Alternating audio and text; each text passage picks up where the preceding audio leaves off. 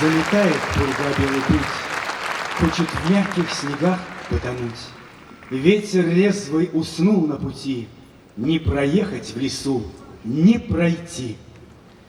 Русская народная песня в обработке Валерия Калистратова «Ах ты, зимушка, зима».